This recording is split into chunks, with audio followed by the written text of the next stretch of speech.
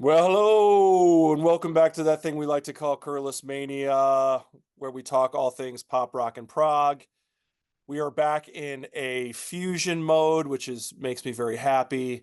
And before I do anything else, I have to welcome back to the channel my esteemed guest. His name is George Lamie. How you doing, George? Going on, Tom? Been a while. Yeah, it's been a minute. It's been a minute.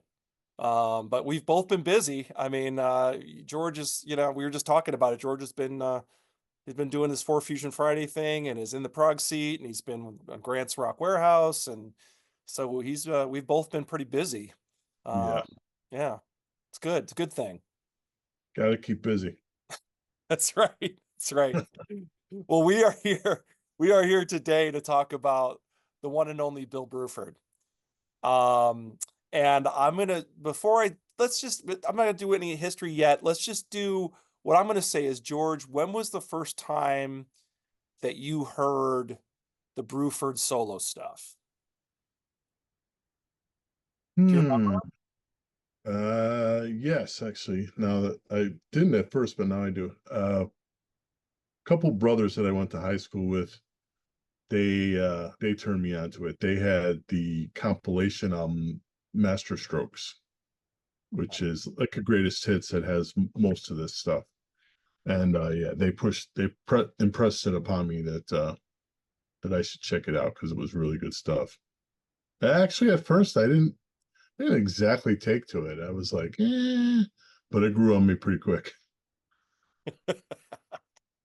Yeah, I mean it's yeah, I could see that. It's first it's like you know, it takes some getting used to. Any kind of fusion-ish stuff, you kind of I don't know, it takes a second, but once it sinks in, for me, that's personal for me. Once it sinks in, I'm in. It Um, was very early for me too. It was probably the mid '80s.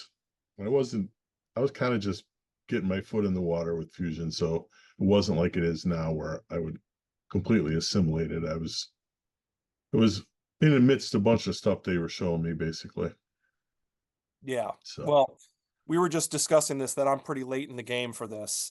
I don't know where I was or what I was doing, but I kind of slept on the Bruford stuff. But I not too a couple months ago I found this in the record store and picked it up, and it was in great shape, and I looks was like like, it. yeah, and it was fairly cheap. It wasn't that expensive, and I was like, boom, I'm checking this out. I'm getting this one. And I put it on, and I mean, I don't want to give the game away, but I was pretty impressed with it. Yeah. I figured it's very fusiony, so I was like, George, hey, next episode, do you want to do some Bruford stuff? And he's like, yeah, let's do it. So we decided to do his first, I guess, what you would call a solo record, Feels Good to Me, um, versus One of a Kind, which is the next record that he did under the name Bruford. And you could call this more of a band, right? Because this is I think he was kind of thinking of this as sort of like a band because it's four guys, Yeah. you know. Yeah, the main four guys are on all three records, so I look at it as a band. Yeah, yeah. So what would you say? I mean, just a little history is like, okay, he was in King Crimson. They did the he did the Red record, right? Which was fantastic, and I love Red. Yeah. And then Fripp, basically said, that's it for me. I'm done for a while. Broke up King Crimson. And I think Bill was kind of like, whoa. I think that was the first time in a lot of time that he was not in a band and not, he had been in Yes, and then he went right to King Crimson, and then King Crimson broke up, and he was like, okay, now what am I going to do? Yeah. So, you know, and he was kind of like a journeyman drummer for a while, right? He was like all over the place. He was doing stuff for, what did he do? He did Fish Out of Water with Chris Squire. He Uh, briefly did Genesis for I don't remember the circumstances of that, but yeah, he was in Genesis for a bit.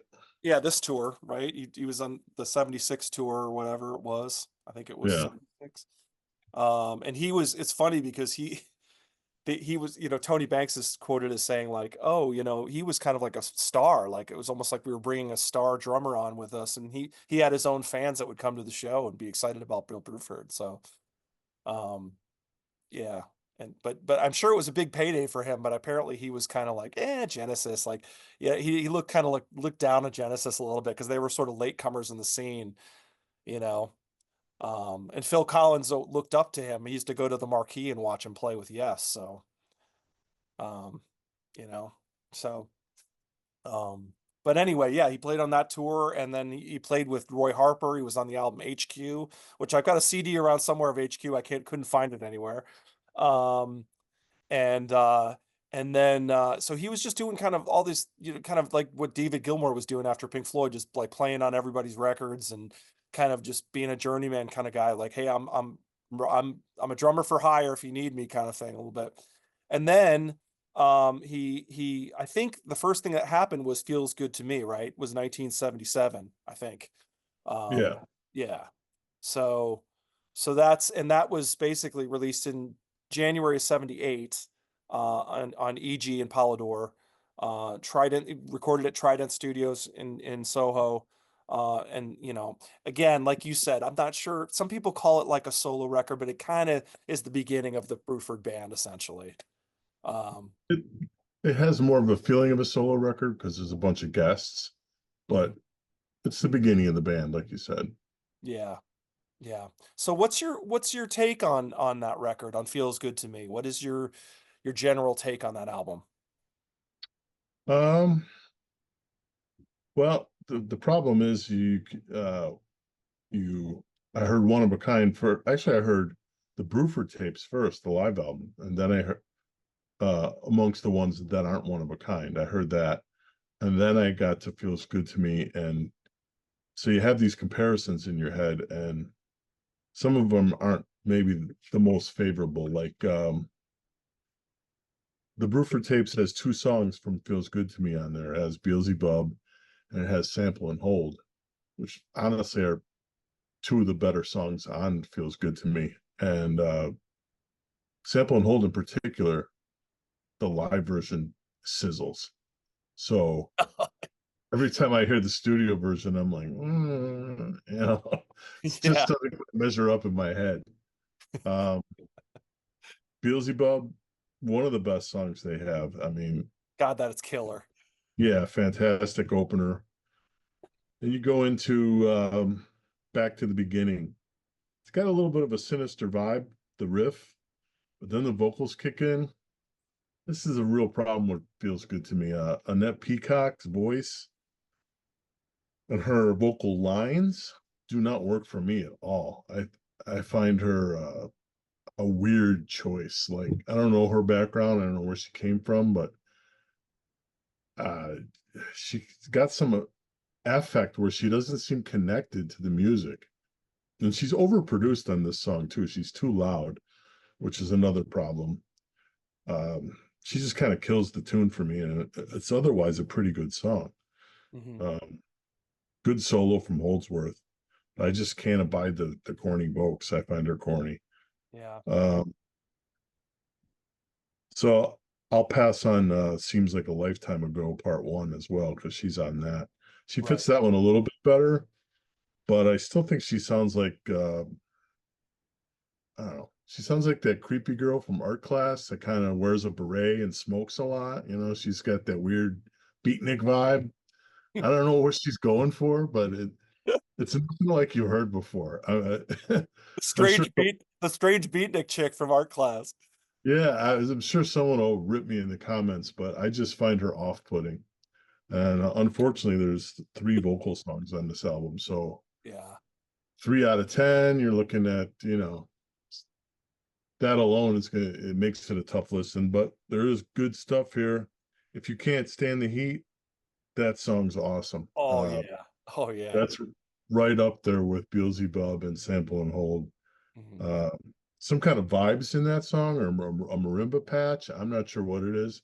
I Hmm. couldn't find I don't actually own the album anymore and I couldn't find a credit for it in the pictures that I was able to pull up, but Hmm. I love anything with mallets. I love that stuff. So Oh I'm all yeah. in on that song. Yeah. Um, then also you get that's the only Jeff Berlin solo on the album. Oh, right, right. Yeah, so Yeah. for me, Jeff Berlin's a little underused on this album. He's just a kid at this point, basically. Hmm. And so he probably couldn't command solo space like he would be able to later, but that's a highlight of the album for me. Hmm. Oh yeah. And I don't know. The title track's cool. Some cool piano work from Stewart on that one. I feel like Stewart is the untalked about hero of this band. Like he's the co-collaborator with Bruford pretty much. Hmm. And I don't, when you're next to Holdsworth, you're going to get overshadowed on the virtuoso playing front. But man, he's a great writer. He's a good soloist. He's just not Holdsworth. Yeah. So, Yeah. Yeah. but I like his patchwork. You know, It's just kind of catchy, that's the title track, you know? yeah, that is catchy, and it has Canterbury vibes to me. Uh, Yes. I don't Yeah. listen to a ton of Canterbury, but that one, yeah, I Yeah. think this is around the same time he was doing National Health, so Yep. Yep. I don't know how the material may have crossed over, but that's what I get out of that one. Yeah. And either end of me, that feels almost classically influenced to me. The melodies are kind of evoke like classical stuff to me. Hmm. Yeah, it's an uneven album for me. There's some really killer stuff, some stuff that I just as soon skip. Um, What, either end of August, is that the other? yeah, either end of August, and then I forgot Adios a la Pasada, the closer. It's another one. It opens well. You got Holdsworth doing a nice solo, but then she comes in again, and just that disconnect there. I just don't feel the connection there. I don't know. What do you think of her? Yeah, no. This is what I think. Yeah, I'm with you 100% that it's just like it's so affected, it's so, I just can't take it. I can't do it. It's like she comes in and it's like you're ruining the song. yeah. She's not Uh, projecting. She's kind of like floating over the top. Like I can't describe it. I just get a weird vibe out of her. the whole like it seems like a lifetime ago. And you're like, Yeah, it's like, why, what are you doing? Like, I get that you're trying to make yourself known. I get that. I understand that you want to be a presence on the record, but that's just not the way to go about it. I don't know. I wonder if she sings on other stuff like that, but I don't wonder enough to actually go check it out. I don't really want to hear it. Yeah, I can't believe that like it passed muster. I mean, that's what's I'm kind of remixing that record. I can't believe you're not going like, oh, I don't know, you know. They have a weird taste in vocals, I think, because the last album is they let Jeff Berlin sing on more than half of it, and he is another guy with an odd voice, like uh not somebody I would have put on it, but Yeah. Yeah. I mean, maybe weird. they just thought, hey, let's try to make this a little bit bigger. Like they're trying to, let's broaden the scope a little bit. Let's have some vocals on there. Maybe it could get on the radio. I don't, who knows? A female vocal, maybe it'll attract other different people. I don't know. Who knows? But, Yeah. I don't really understand it because I agree with you 100%. I can't sugarcoat it. I just don't like the vocals on this record at all. And like you said, it's about 30% of the album. And I There's mean, like three tracks with a guest flugelhorn player. He didn't bring up much excitement for me. Flugelhorn, for people that don't know the tonality, it's somewhere between a sax and a trumpet. He's not bad, but he don't do nothing for me. And you yeah, know, yeah. Penny Wheeler, yeah, yeah. yeah. So So yeah, I would give it out of 1 to 5 stars. I'd probably give it 3.5 on a kind day, maybe three and a half. I mean, yeah, I just wish it was all instrumental. I think it would just be it killer if it it would was. cook. It would cook. Yeah, Yeah, I mean, because I like you said, there's Beelzebub, amazing. What a great way to killer. killer. I mean, it sounds kind of Zappa-esque a little bit, doesn't it? A little bit, But yeah, almost sounds like Frank Zappa. And then, you got, sample and whole. I mean, you got, and and if you can't take the heat, it's like those are just those three tracks are like are killer. Yeah. And even part two of Seems Like a Lifetime, once she stops talking, it's Yeah, she does one line in the beginning, and yeah. then the rest of that song is good too. Yeah. Yeah, that's an amazing track as well. So it's there's a lot of great stuff on the record, no question. And I like you said, I think your rating is, I mean, really, it's pretty spot on because it's not a perfect album, but there's some really, really good music on it. Yeah. And I can't help like, God, please remix it with no vocal. Like, just give give the fans a treat, man. Just be like, here's the instrumental album, feels good to me. I'd be buy that in a heartbeat. There are AI programs out now that you can take the vocals off yourself. Ooh, I never thought to do it. I should do it. oh, the pros and cons of AI. Yeah. God. Or you could change the tone of her voice to make it sound more like Kate Bush or something. I don't know. Who knows? Yeah. She's too odd. I'm sorry. Yeah, I don't know. But anyway, I don't know. But I think that we covered that record pretty well. I don't really have much else to say about it. I think that those are the, and it kind of at the end it drifts off a little bit for me too with those last two tracks, or it's Yeah. not bad. Springtime in Siberia is kind of a Eh. war ballad. Yeah. Yeah, I mean, not bad, but just not No. doesn't don't love it. So it's kind of, sort of fades off a little bit at the end. Yeah. Um, but a solid record.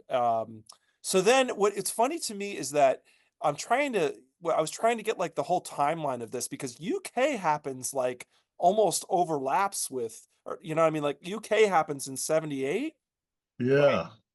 Yeah.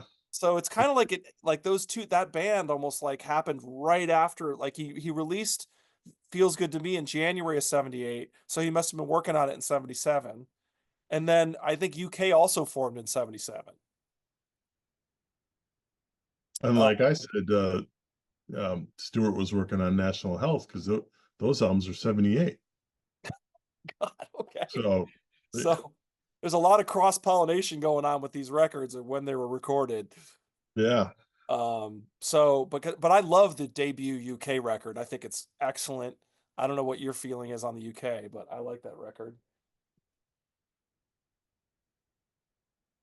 This one. What do you think? Yeah.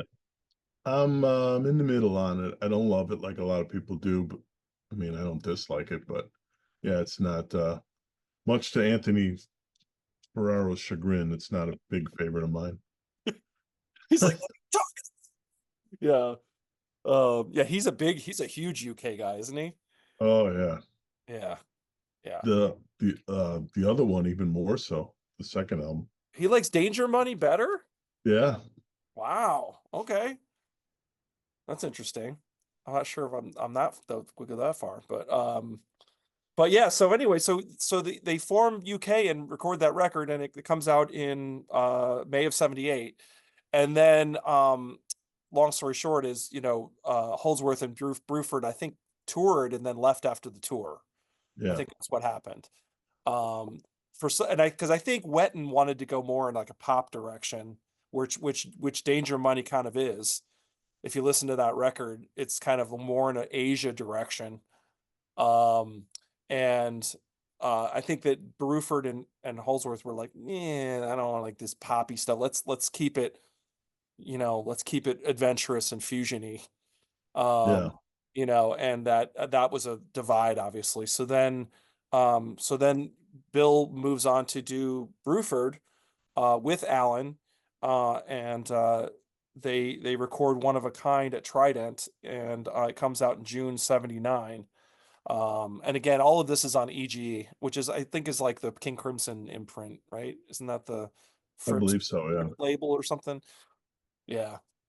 Um, Something like that. Anyway, but yeah, then One of a Kind comes out, and what's your? I'll hand it over to George now. What's your take on this record?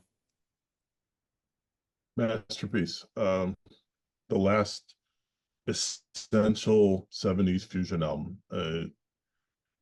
Kicks off with Hell's Bells.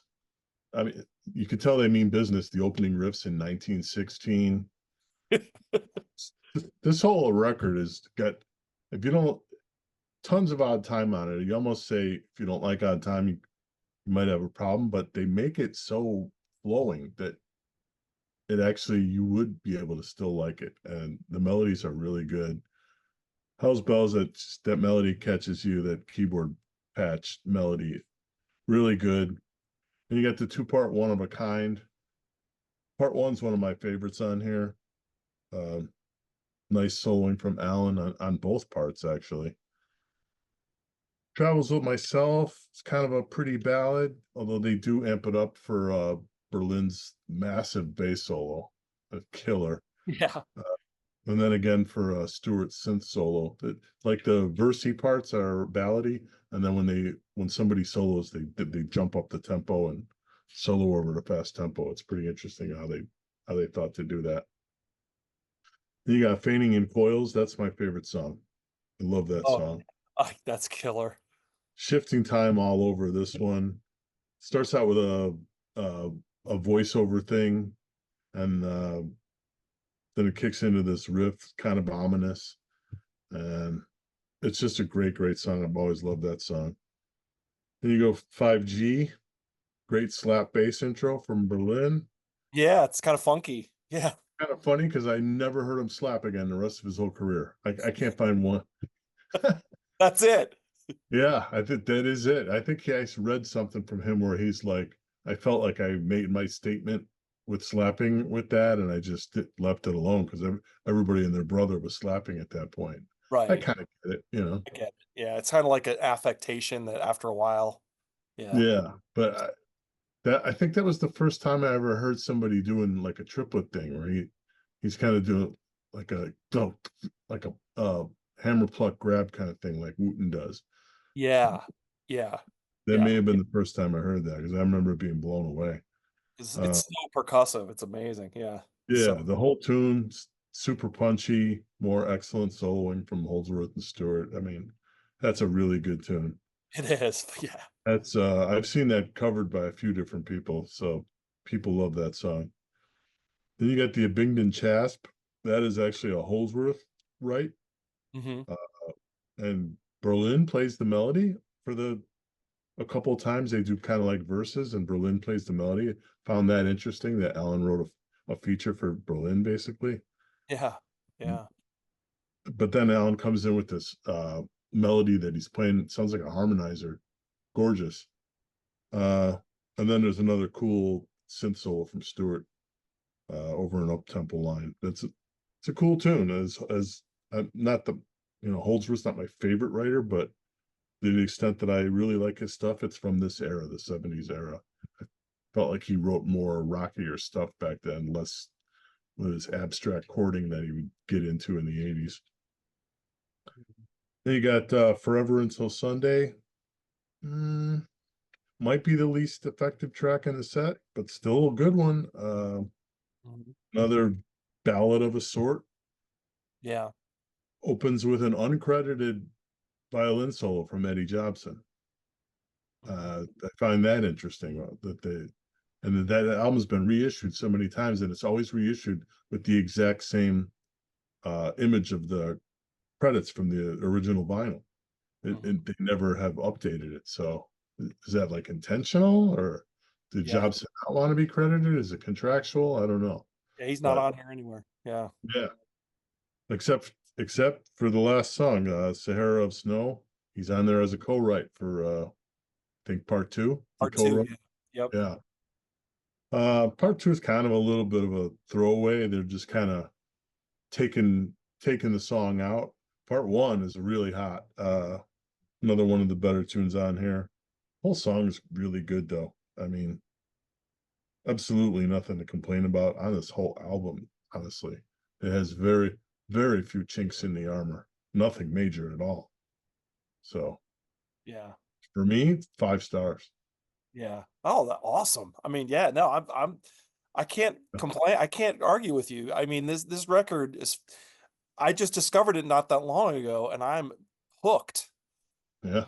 I am hooked, man. I've been listening to it since I got it and I'm still going. And like you said, I'm not sure if I like side 2 or side 1 better. I can't decide. Um, you know. I haven't had the vinyl in a long time. What's the lead track of side two? 5G? 5G, yeah. Okay. Yeah, that's a great, great side opener. Yeah. Yeah. Side two is a little more atmospheric maybe with but like you said, the first part of Sahara of Snow, I just absolutely love it. Love it. Uh, love that. And I think I like Forever Until Sunday more than you do. So I don't, Good. but man, I can't, but One of a Kind. I mean, I, you, like you said, there's nothing to criticize on this record at all. There's nothing. Just earworm melodies. There's soloing all over the place. Good soloing, not just wanking. The I mean, you got shifting time signatures, keeping it interesting. Everybody, everybody's playing well. The production's good. Mhm. What do you Yeah. want? I mean, Yeah, and like we had mentioned earlier, I like how he kind of stripped it back to a four-piece yeah, band. You know what I mean? I like that. There wasn't just this guest list. It was like, no, this is the band. It's four guys. We're going in the studio. We're writing and recording, and that's what it feels like. You know? Jobson's solo is good. Very nice solo over the ballady part of Forever Until Sunday. Yeah, Nice. yeah. I love this record. I think it's excellent. I can't believe it. I can't believe how it doesn't get enough props in my opinion. You know. Yeah, I would say. I mean, in some circles it does, but then a lot of people, they don't they don't celebrate it like they should. It's a great, great album. Yeah. Yeah. So I can't really add that much to what you said because I think it's a masterpiece as well. I think it's really, really good. I think it's a fusion gem. And Yeah. so I really, as far as the battle goes, I think it's pretty obvious which one we're choosing at this point. Yeah. As much as I love some of the stuff on Feels Good to Me.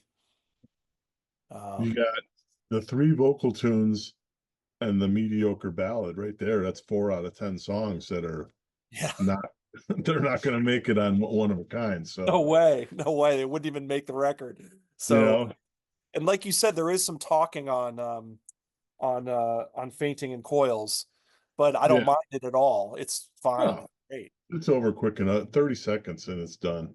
Yeah. It actually kind of adds to the track a little bit. It's not doesn't feel so out of place. Um so yeah. Yeah, Bruford does the voice of the last voice with the he's got some effects on. It's pretty humorous actually. It's got something to do with Alice in Wonderland, which I honestly have never read, so I couldn't tell you how it connects. I was kind of wondering about like what is this on about? What does this mean? Yeah, so okay, now you're putting some light on it. So Yeah, Alice in Wonderland connection. yeah.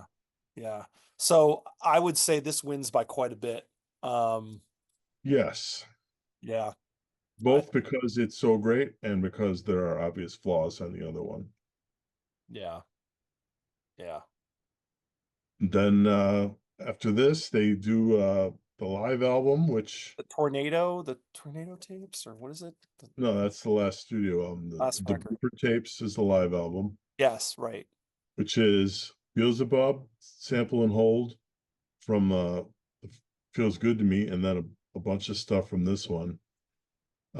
People complain about the production. It's never bothered me. I mean, it's not glitzy. Mhm. So it's an FM broadcast that they just decided to put out as Right. for Right. me, it's hot. The playing is really good. If I had a beef, and it's a considerable beef, the closer is 5G and they fade it out Oh. because yeah, I think because it faded on the radio, Mhm. probably some kind of time thing. So yeah, they faded out on the record. Of course, that's the source tape is the radio tape. So that always really got to me. But other than that, I mean, I've always liked it a lot. And then they closed the career with the last studio album, Gradually Going Tornado. That's just the four of them again, except Berlin decides to pick up the vocal mic, and the results are not good in my opinion. Yeah. He's got an odd voice. There's a couple of smoking instrumentals. Joe Frazier in particular is really good, but again, there's just too much vocal stuff to navigate. So uh, that one's not in my heart. It's basically the middle album of the trio is the supercharged album. It's almost it makes you want the other two to be instrumental so bad, but they're just not. AI, help us out. Yeah, Yeah. But seriously, it's true. You're absolutely right. It's like they should just all be instrumental because One of a Kind is so great. It's like he could have three great albums. he seems like a guy too. If you told him that, he would scoff at you, and But I mean, it's so clear to me. I guess I'm sure someone will be in the comments going and saying, "I like the vocals." Okay, but Yeah. Yeah, I mean, to each his own. You do yeah, you. That's fine. If you're digging it, that's cool. I mean, that's nothing against that. I just don't. I couldn't sugarcoat especially the vocals. I mean, I don't own Feels Good to Me. I couldn't really. I've been trying to find that album actually. It's hard to find. Um, just I don't know. I was like, you can buy it online for like a CD for like it takes like 4 weeks to get to you or whatever because it's all just it's they don't actually have it. It's like you have to buy it from some independent seller or whatever. Uh, okay, but I'll own it eventually. I'll get there eventually, and I'll probably have all of them at some point because I did read reviews of the Bruford tapes, the live stuff, and like you're saying, a lot of people love that live stuff. yeah, I recommend that one, Yeah, despite the fade out flaw. it was probably like they're on the radio and they're like, yeah, I don't know how longer this song's going, but we're done. The other thing too with the live one and gradually going tornado is that Holdsworth is gone now. Yeah, yeah, He left. He just he liked the guys, he liked the band, but he just was done with the whole band thing. He wanted to be a solo guy at that point. So yeah, he left like right after the album was done, like right before the tour, which honestly annoyed Bruford. He was like, thanks, dude, basically, thanks a But lot. he supposedly recommended one of his students for the guitar slot, and the guy sounds a lot like Holdsworth. So Yeah, okay, you okay, don't miss him that much. yeah. Yeah, I've heard you've heard a lot of stories about Holsworth being kind of like a little, I mean, not flaky's kind of a strong word, but just being Yeah, like yeah, I know what you're trying to say. I can't uh, come up with a better word, but yeah. you know what I mean, just like maybe not that dependable or just it's kind of like the Jeff Beck thing. He just does what he wants to do, and if he's not Yeah. in if he's not into it, he packs up his guitar and leaves. Like he's doesn't, um I don't know. And then I had heard a story that I don't know if you that didn't like Eddie Van Halen get him a recording contract or something with Warner Brothers or something like that. Yes. And Yeah. he argued with them too. I mean, he always had a problem with seems like he always had a problem with his working situations. Yeah. Yeah. Yeah. Frustrated genius. Right. Just really great, awesome, talented musician, but just kind of, a little I don't know what the word I can't find the word, but just a little bit temperamental maybe. I don't know. It's kind of like, kind of reminds me of like Richie Blackmore or something. Probably no wonder that he was, did so much session work because that kind of fits his personality a little bit more. Like he can just come in and play and, you know, he Yeah. doesn't have to like the way that everything's done because it's not his thing. He can just play and go. Yeah. Yeah, exactly. Exactly. Well, all right. I don't know really what else to say about these records. I think we covered it all, I think. Unless Yeah, we're I, missing something. I don't know. Are we? I'm sure someone will tell us in the comments if we're missing something, but yeah, absolutely. If you don't have it, you got to get one of a kind. And if you like what you hear there, it's worth it to check out Feels Good to Me also. Just, you know, be aware that there might be some songs to navigate. Or you might like those songs. I don't know. Yeah, who knows? Who knows? We're just giving you a heads up that there's some female vocals on it, just so be ready. That's Yeah. all. Odd Um, female vocals. yeah. Your I don't description is killer. Made me laugh so hard. the strange chick in the art class with the beret. Oh my God, that's hilarious. Yeah, it's that chick that sits in the back and smokes. Maybe she cuts herself or something. It's just like she's weird, you know? Yeah. Yeah, it's like I'm sort of attracted to her, but not really because she seems so weird. Uh, Yeah, there's actually a DVD of this band, and she's on the DVD, and uh, her persona is about what she sounds like. She's weird. all She's right. wearing like a cape coat, and she's very reserved, and I don't know. She's weird on stage too to me. So Yeah, a little awkward on stage too. Yeah. yeah, Well, all right. Well, I like you said, what bottom line is you gotta have one of a kind. If you're gonna start somewhere, start with one of a kind. and it's fusion, but I think the prog people will like it too. The straight progress could still find stuff to like about it, I Oh, think. for sure. For sure. The Yeah. songcraft, I mean, there's no long jams. I mean, I think progress will get into it too. Yeah, it really does have like a rock vibe. It's like rock fusion. It really has that vibe of the two coming together. In my, Yeah. you know, so if you, it's not, it wouldn't alienate you. It's a, No. you know, so, so yeah, so I think that's about it. I think we got to wrap it up. So I hope you had a good time, George. I thank you so much for coming back. Always, man. Appreciate it. It's always Good fun. talking about this stuff. Yeah, absolutely. And whenever I go to, I mean, George knows a lot about a lot of bands, but whenever I'm thinking fusion, I always think George too, because he's his knowledge is deep when it comes to it. So if you're not familiar with For Fusion Friday, you got to check that out as well. Yeah, please do, everybody. Yeah, I think can I put links at the bottom for Fusion Friday? I probably can, right? Yeah, I would think so. All right. Okay. Sea of Tranquility. We've got about 30 something shows in the can, 31, 32, somewhere around there.